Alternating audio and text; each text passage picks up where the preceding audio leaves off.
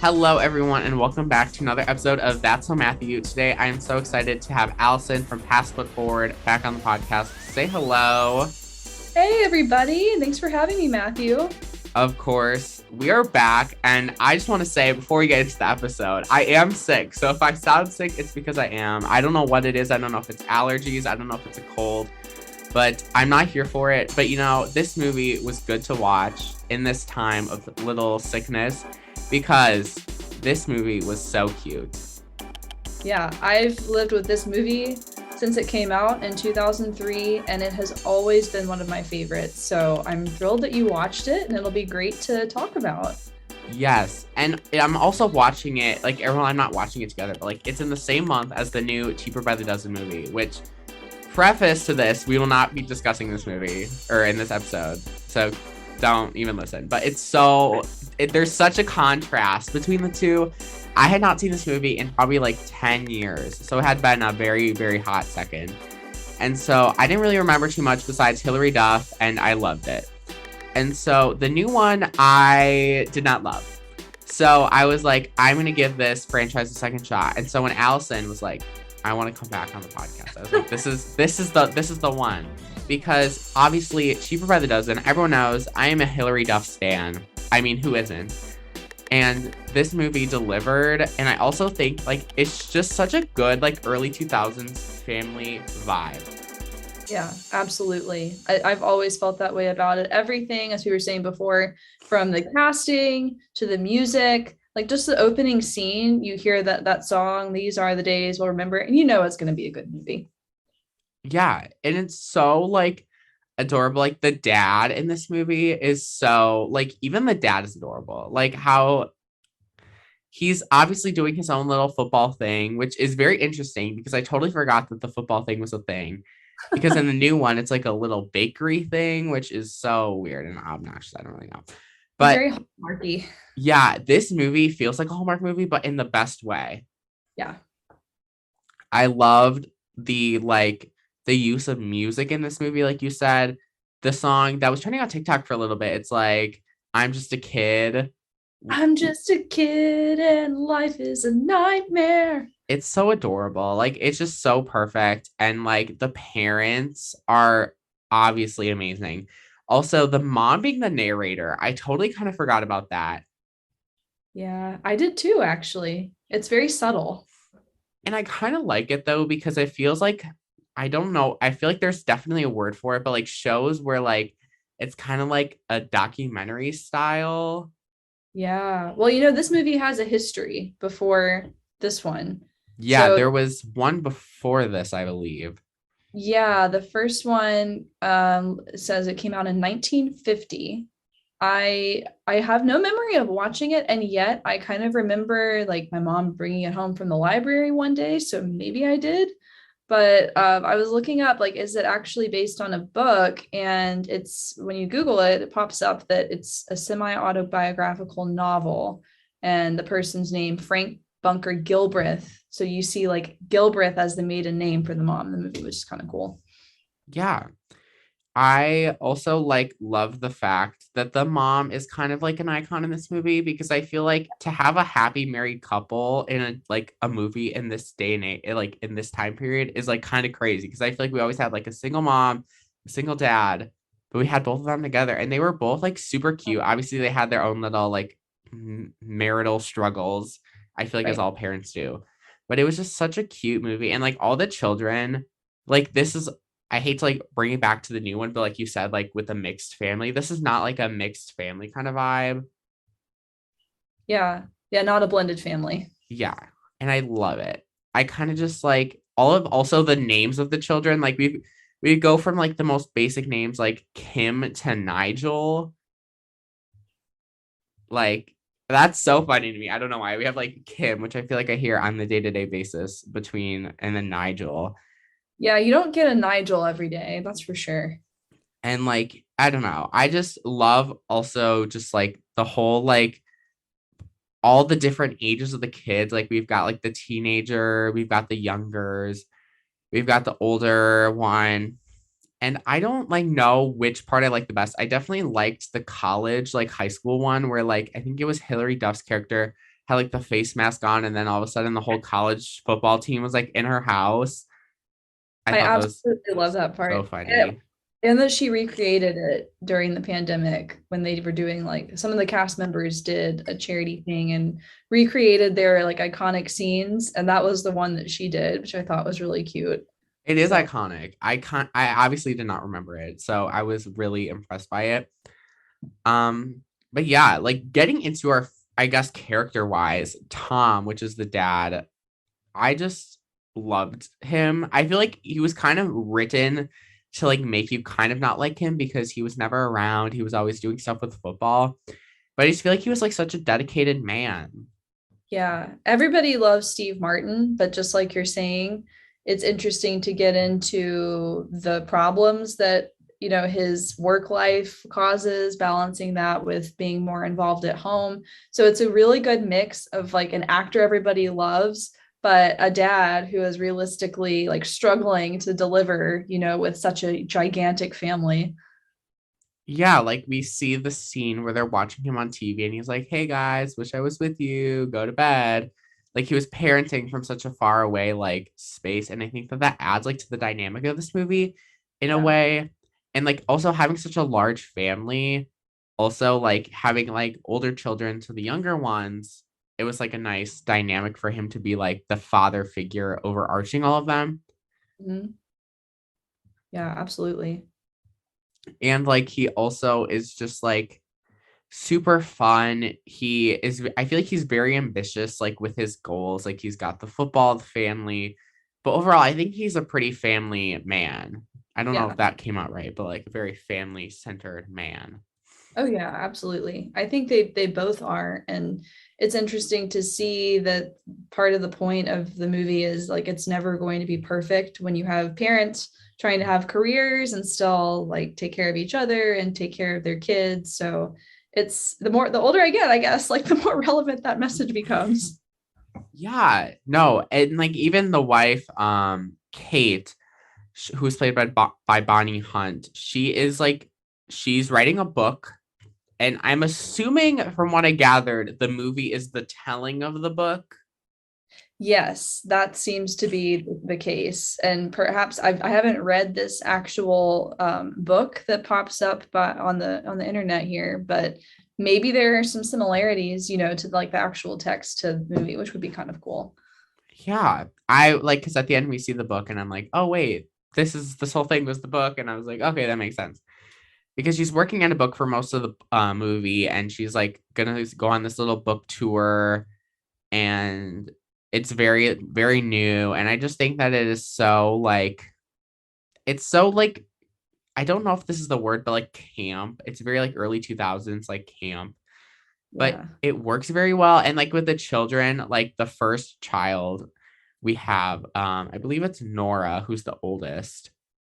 Yep. She has this boyfriend who cracked me up. He is an actor, and he essentially, according to himself, words from himself, only gets hired for his looks. And it is so funny because he hangs out with the family. He gets like his pants burned on fire previous to the movie. During the movie, he gets like all wet and like into this kiddie pool. And I kind of just thought that it was like there were so many storylines going on in this movie, but I think it worked well because of all the different children. Oh yeah. Yeah, Ashton Kutcher was just perfect for that part. And the meat soaking scene, oh my gosh, that's like iconic. And then carried over into the second movie, the crafty Allison Stoner character. So that's fun.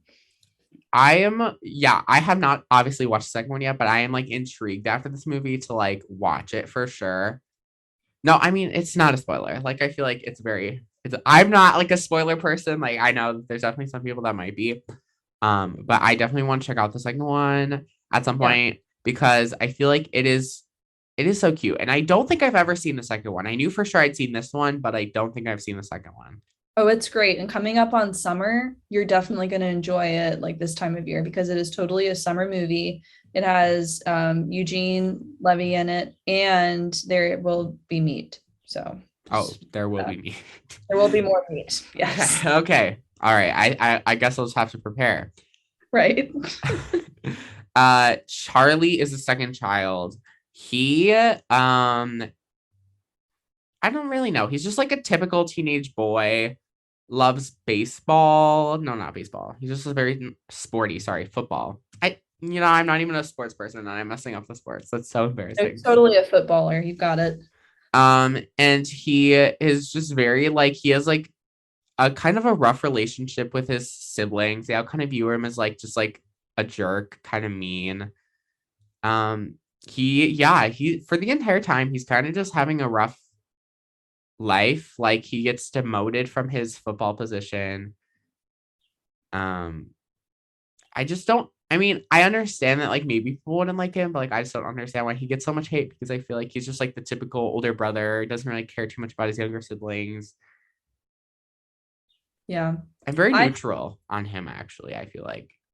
I enjoyed watching him. He was like the ultimate crush, growing up. So, and I never watched him in Smallville. Like this movie was it for me.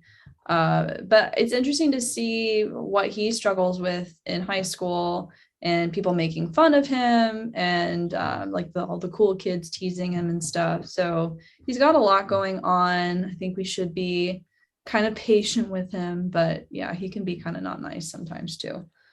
Yeah, I also think that like the whole like thing that you said, like he was like the typical teenage crush. I feel like every single movie during this time at least had one of those. And so obviously it had to be him. Oh yeah, it had to be him. He was the one. I also think that like you said, the Smallsville, that sounds so familiar, and I just can't figure out like if I've seen that, but I feel like yeah, oh, it's a TV show. Okay. Yeah. Yeah. Oh, it's like a Superman story. Okay. Yep. I've never seen it before, but I haven't either. I should. I'll have to check it out now. yeah, no, I'm just very neutral on him. I think, like you said, we need to just give him a little bit of patience for that. Yeah, definitely.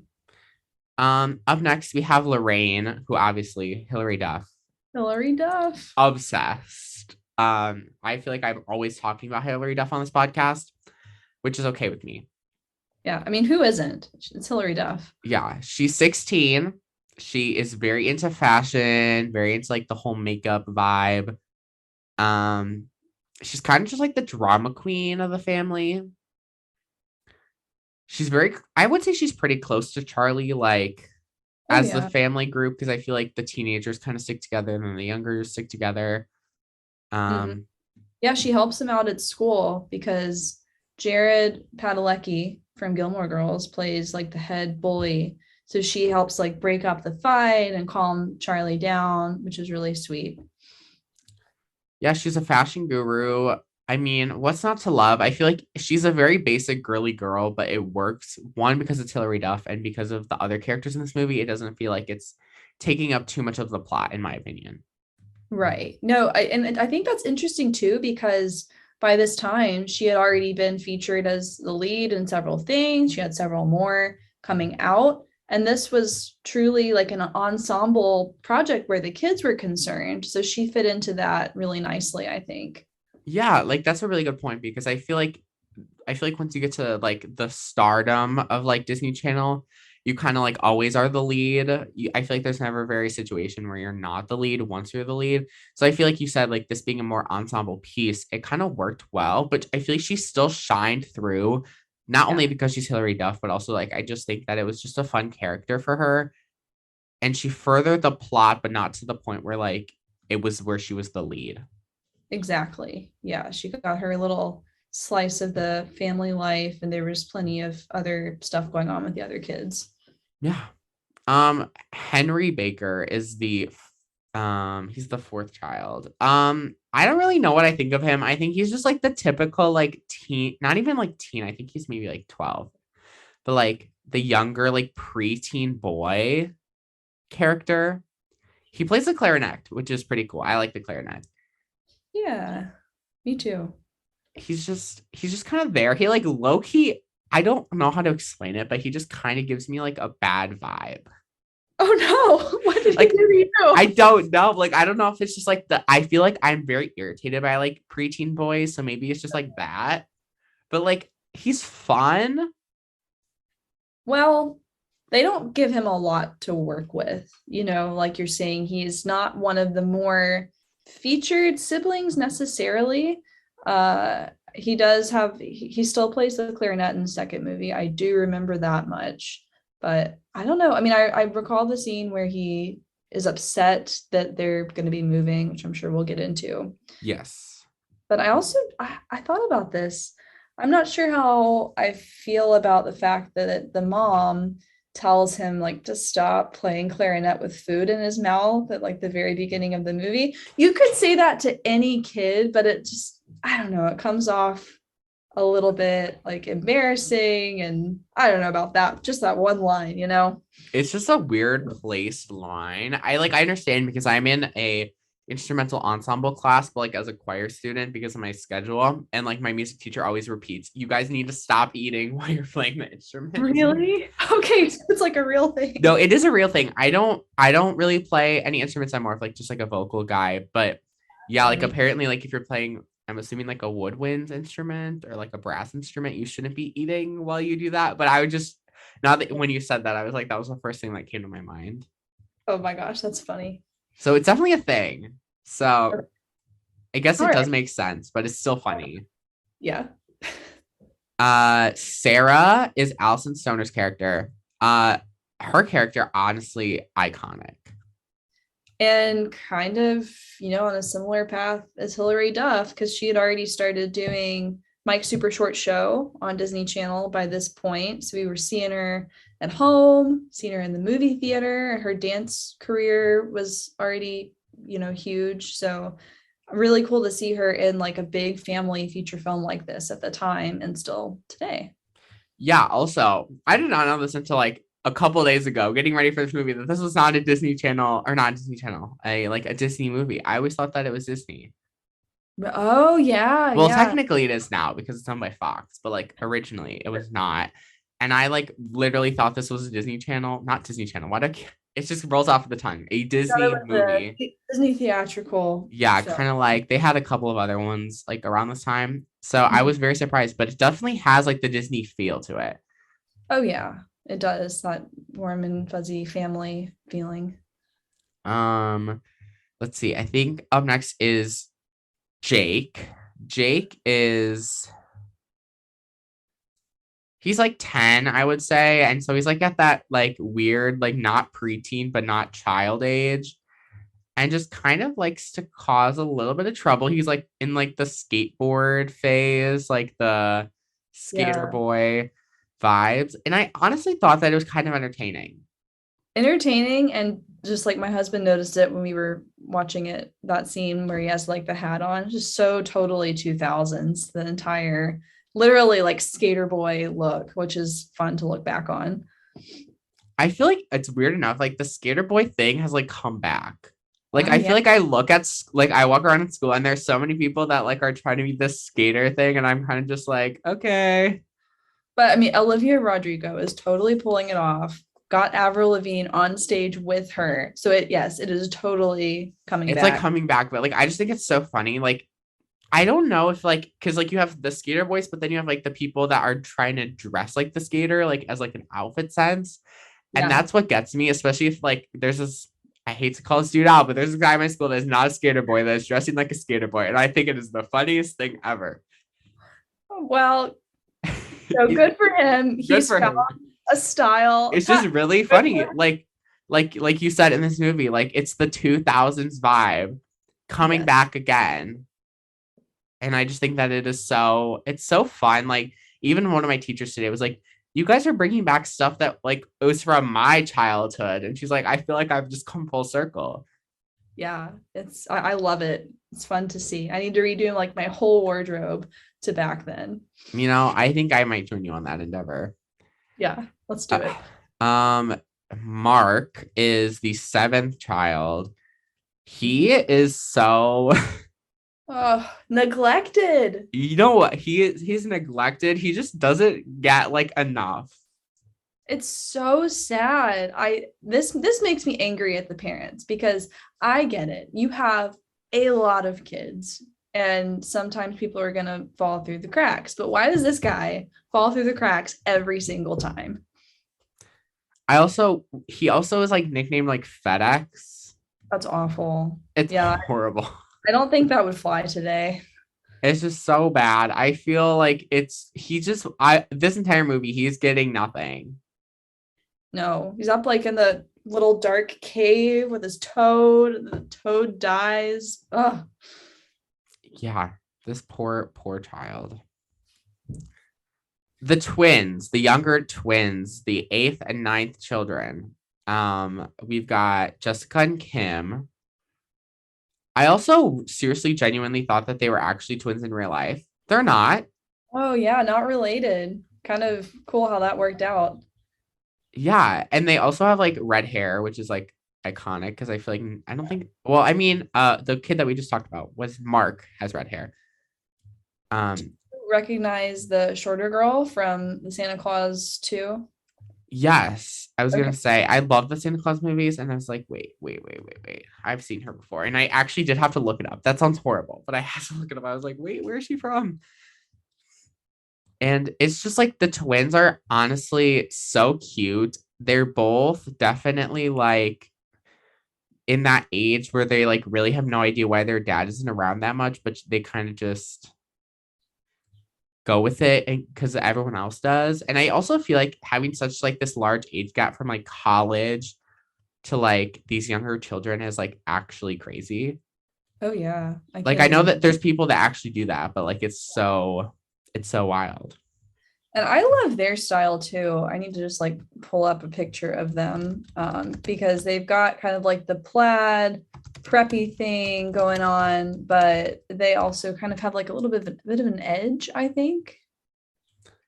I feel like this whole movie, each character just has their own like style and stuff, and I think that it is like perfect to Yes. differentiate the characters and like the vibes.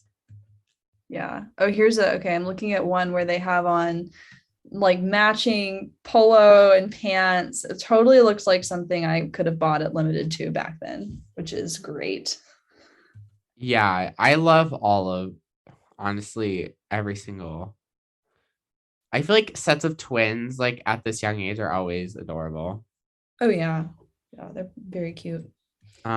Mike is the 10th child and he likes karate. Yeah. That's what he's got going for him. Yeah, we don't know too much else about him. Oh, but he does get the really solid line when they have him on the rope and he's like down in the laundry chute listening. He's the one who gets to go, "We're gonna move." And that's the thing that I always remember about him. Yeah.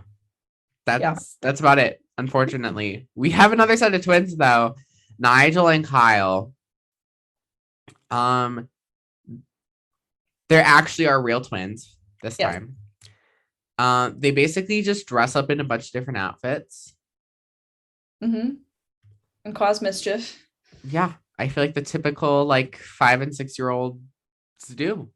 And only one kid in between the two sets of twins. So that's a lot of like little people running around in diapers and needing you all the time at once. Yeah, logistically, there's like once you get past the college, like the kid that was in college, they're literally like back to back years. Like that is absolutely insane. Like Yeah. family wise, that is crazy. Oh yeah, definitely. The other thing about Mike is the athletic cup in the dishwasher. That's the other thing. An ad for him. Yeah, that the children, I love them. Yeah. Yeah. Plot wise, honestly, if we start off from the beginning, because I feel like it was so crazy. I feel like we've talked about so much of the plot because we've talked about all the characters, but like so little at the same time. Yeah. Yeah. I mean, it all sort of, like you said, there are a lot of different aspects going on in the narrative, but it all comes together, of course. So, Yeah. yeah. We've got Tom, who is a football coach at a smaller college in Illinois. So I feel like this is such an Illinois movie too. Like it feels like it would take place in Illinois. I don't know why. Yeah. And I love Chicago. So the little bits where you see the city, it's kind of nice. But I've been through the cornfields of Illinois. So that city versus country dynamic is kind of interesting too there when they're moving. Yeah. I also love like when I'm driving through Illinois where it's like you're like city life, and then 2 seconds later, now we're in like the cornfields, like you said. Like, I just think that's so it's kind of crazy. Because I feel like the like Wisconsin, where I'm from, it's mostly just cornfields and just cheese. Sounds great, you know? It is great, but like it's like all of a sudden once you get into Illinois, it's like city, Yeah. corn, city, corn. But it's kind of iconic. Like I actually love it. Yeah. So yeah. And so his wife is writing a little, I think it would be considered an autobiography. Yeah. Or maybe it's like based on it. We don't really know exactly, We but don't know what's going on, but she's writing the whatever book. it is clearly about her family life and all of the kids, since it's called Cheaper by the Dozen, which is the name of Which the movie. is an adorable title. Which It I feel is. like I'm surprised I haven't said that yet, but I think it's adorable. And it's cool that that's kind of like one of the first things we see is that she's working on this project that her family has inspired. And for me as a writer, like seeing her there, looking at her manuscript, I don't know, that hit me and like, oh, that's so nice. And it was fun to see this time around. Yeah, I think that that's like another thing that like this movie isn't just like the whole like vibe of like the family. We've got like the book, and I think that that adds like a whole like new layer onto it, and I really like it. Yeah, same here. So she hopes to like one day get this book published, and then Tom actually receives like this letter or an offer, whatever you will, to coach at this college, and he accepts it. And then all the children need to vote on whether they want to move. And so I feel like it's actually kind of crazy because they can actually vote because they have enough votes. But like if me and my sister voted, there's one of us each. So it's like a 50-50 chance of we're gonna go. But and so all of the children do not want to move. However, Tom moves anyways because Yeah. work comes first for him.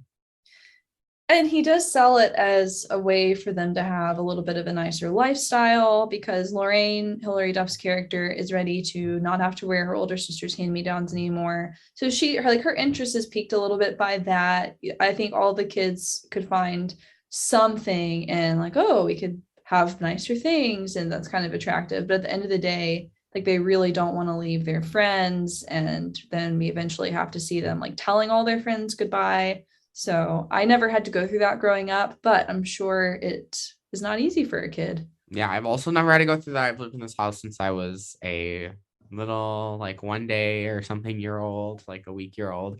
So that's like the thing. I feel like all my friends they always talk about moving, and I'm like, I don't have that experience. And especially in this movie, it's like, it's kind of just like there's like, it's two different lives. Like and I probably won't be moving. Like I go off to college next year. That'll be like the first time that I'm like away from home. And I think Yeah. that that's like so interesting. Like, especially in this movie, it was such a large family that it adds like that layer, and especially for work with the dad, because like I said, he is a family man, but he's also a man of his work and like football, and that's something that's important to him. So he has to like find that balance between the two. Yeah, absolutely. It's interesting that he does say that he's like rejected other offers before, so they wouldn't have to move. But this one meant so much to him that he said, we're doing it, taking off. Yeah, he went for it. And I feel like that's also like a really interesting point that he made by saying, "Oh, I've rejected offers so that we wouldn't have to move." But he definitely maybe feels that like at this point they're ready.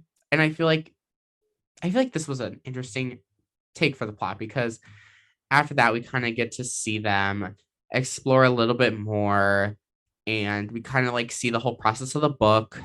Um they're going to do a national tour for this book, which I think is kind of crazy for this Yeah. little memoir. Oh, let's do a national tour of this memoir essentially written by nobody. Like it's not like she's like a famous author. Yes, that part is like a little unrealistic. And, being a writer, from what I understand, it's not necessarily the case always that you're just like plop, like handed this, oh, here's your book tour and it's all organized for you. But, we have to have a little bit of suspension of disbelief so she can go and live her dreams. I mean, good for her though. Good for her. Good for her. Then we also see the new like school vibe with Charlie and Mark being bullied, which is It's sad. I hate bullying in movies. I don't know why. Like, even though it's like something that like is not actually happening, like it's a movie, I still feel like bad. I do too. And growing up in the 2000s, bullies were portrayed so literally. There was often a lot of like physical bullying going on. Sometimes it's more nuanced and people can bully in all kinds of different ways, but it's very real. So I mean, I'm glad it's in movies, but it does bring you down, that's for sure. Yeah. Um, so while the wife is away on her little book tour, they're gonna bring in the older sister, Nora, and her boyfriend, obviously, Hank. And so the children do not like Hank. And they also are like, he hates kids, Yep. which And he which does. he proves that he does hate kids. Yeah. Um, they basically, to get back at him, I guess, fill their little kiddie pool with dirty water and soak his underwear in Oh, raw meat, yes. which is ill. But you also said there's more meat to come, so I'm very intrigued at where that's going. Yeah. Oh, you'll just have to watch and see. Oh, and yeah, they also released their little dog Gunner. He's actually not little. I think he's actually a rather kind of large dog. Yeah. Um, it's quite a day. And then their dad is like, yeah, so in return, I'm going to take 1 month of all your allowances, which can we talk about the fact that all of these children are getting an allowance? Yeah, I guess that new salary really gave him a good boost, you know?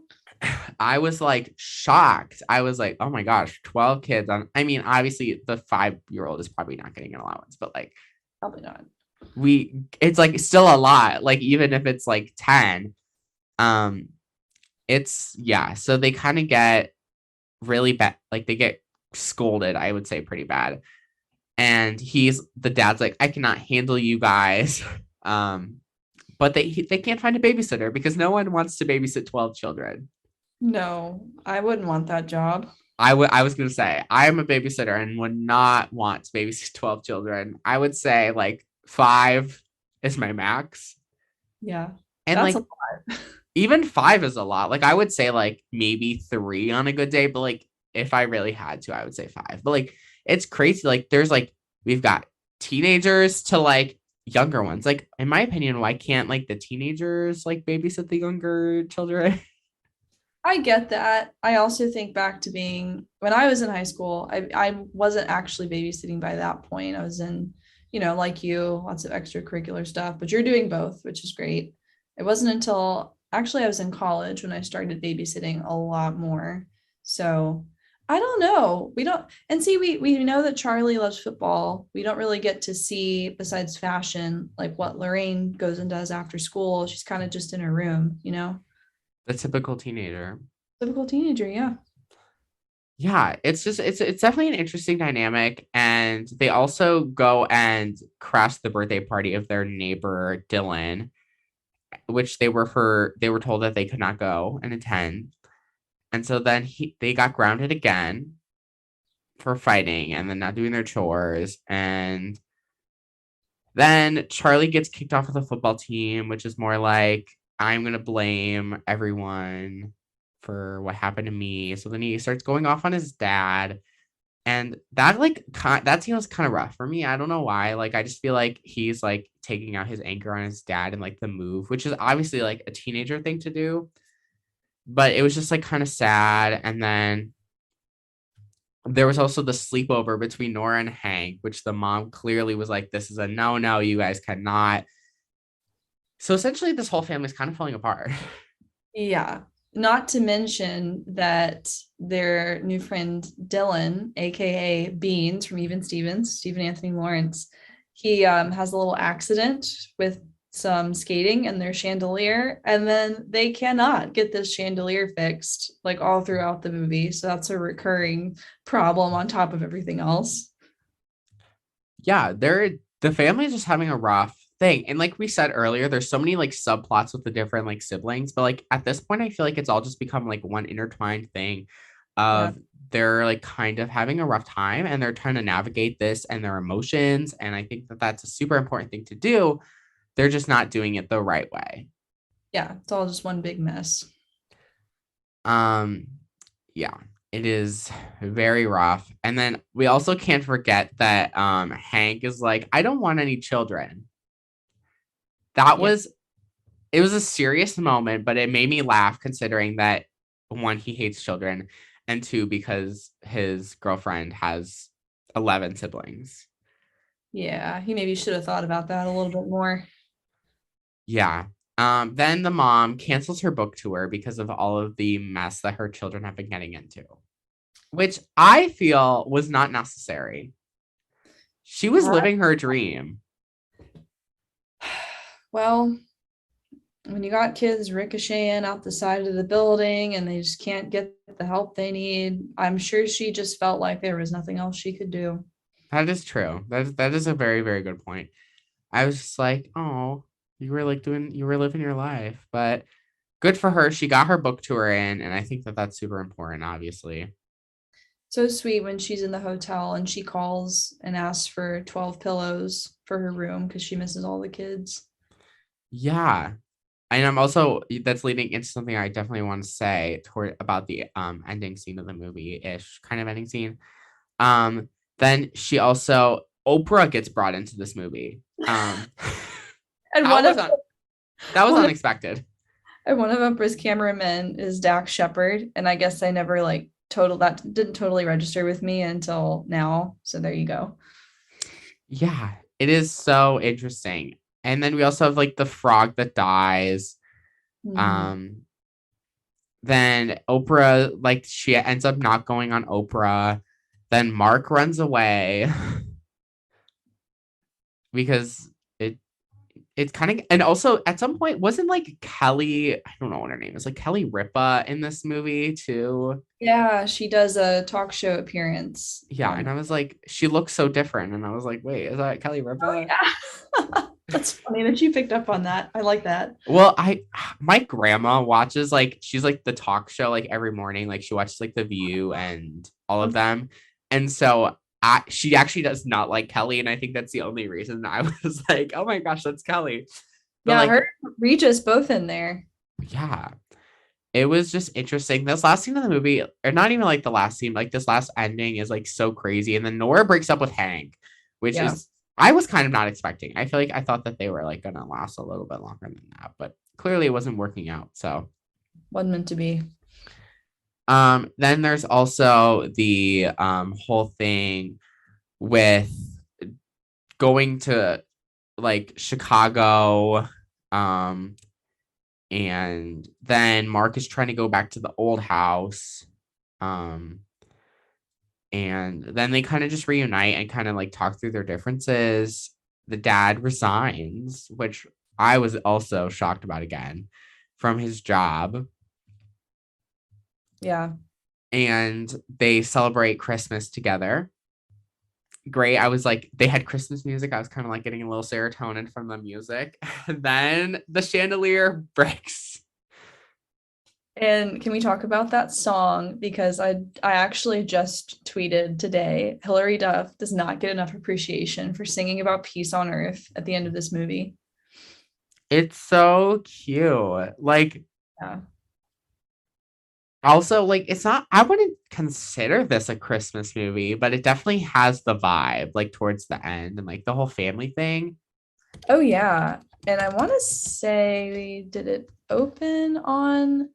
No, no. I, It's pulling up the old one. Hang on, I 2003. think this one came out around Christmas, if I remember when I was Yes, looking. it was released on Christmas Day. So there you go. They had to tie it in there somewhere.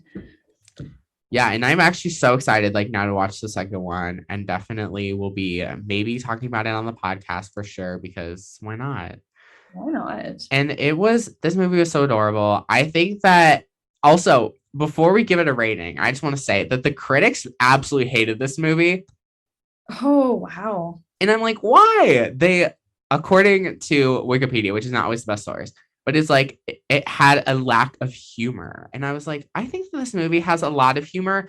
I feel like there's humor for different groups of people so that Right. maybe they wouldn't always like pick up on it. But I like thought it was cute. It was charming. Oh, yeah. It was like an early 2000s vibe. And so I obviously disagree with the critics and have to give it a solid like 9 out of 10. I mean, I think it's like a 10 out of 10 for me because it really was one of the funniest family movies that I remember from growing up. And of course, the director does Stranger Things and has done so many other family movies, Sean Levy. So yeah, I love this movie. I always will. And you're gonna love the second one. I am nervous about the meat thing because the first round of meat was enough for me. But I think that is going to be so fun. Like, this movie is just such a good time. And like, yeah, so definitely stay tuned because I'm sure that I'll talk about it on the podcast at some point, everyone. So stay tuned. But obviously, this is so much better than the new one. So I don't know which one's coming out first, this or the new one. But Yeah. this movie, the charmingness of this movie is just completely missed in the new one. And whenever you get around to watching it, there's absolutely no rush. But I would definitely love to see what you have to say because Okay. they're just so different. And I think that it's like the new movie, because I thought that it was going to be like a remake of this, but Mhm. it's not a remake. It's just like we are going to take 12 children and then use the name of this classic movie, which everyone loves, and completely ruin it. Well, and like I said earlier, I wonder if it will feel more like Yours, Mine, and Ours because that movie was a blended family. The new one is a blended family. So I'll be very curious to see what they do with that. I mean, just briefly, like, were there any same elements of this story at all pulled into the new? Not really. It takes place, the whole thing is like a bakery, Okay. and their last name is Baker, and they Oh, have like a so there's bakery. that. There's that. That remained. So there we go. Um, that was pretty much it. There's really nothing going else on. To be honest, I don't remember much, but all I remember is that it felt more. There's a lot of like, I would say they're trying to be too. I hate using this phrase because it sounds like I'm a grandma, but being too hip with the kids. Yeah, you're tired of seeing like an iPhone whipped out everywhere and Oh yeah, there's TikTok. It's a social media mess. I'll be interested to hear more on that whenever you cover that one because I was just thinking obviously times change and that is naturally incorporated into our media and the TV and movies we watch now. But it is fun to watch the old one and it's just like kids running around, doing their thing, great music, great story, really intricate details like with the family figuring things out and it's just in a different time where we didn't have the TikTok. Yeah, no, I can vividly remember a TikTok scene. It's just a lot. Like, I feel like this movie, like, even though it takes place in 2003, it doesn't feel like 2003. Hmm. But like the new one in like 10 years, it's gonna be like that's 2022. Oh wow. I think that's my hottest take that I've had in a while. Okay. Well, look So at the tea. anyone who has watched it, I need to hear your thoughts because yeah, this movie just it feels timeless.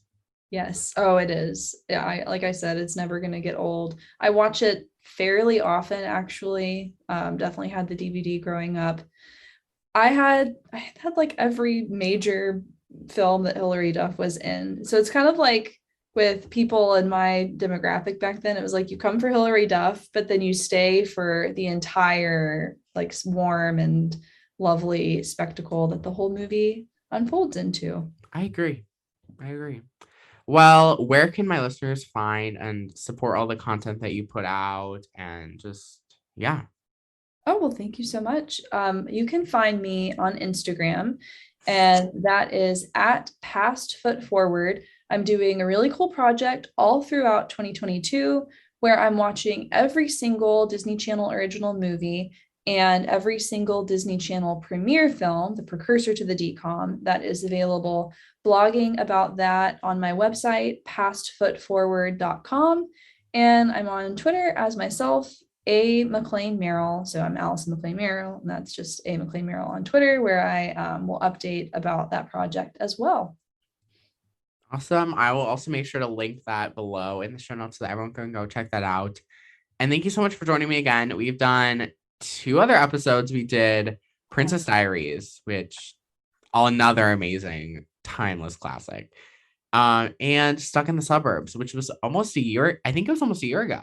It was. I can't believe it. I mean, it feels long ago and not long ago at the same time. I agree. And also this coming out in May kind of just like makes it like a full circle moment. Yeah, I love wonderful. it. Me too. Well, I hope that everyone has a great rest of your day. Thank you so much for tuning in. You can follow me on Instagram, Twitter, TikTok, all the places at That's a Matthew. And check out my website, that'smatthew.com, for all the fun stuff on there, as well as subscribe to my email newsletters so you can know what's coming first before anyone else. And I also email about guest opportunities a lot on there, like this one. So thanks, Allison. Yeah, I love collaborating with you. Always, Matthew. So anytime. And yeah, have an amazing day. Thank you so much for tuning in, and I'll see you in another episode again soon. Bye. Bye.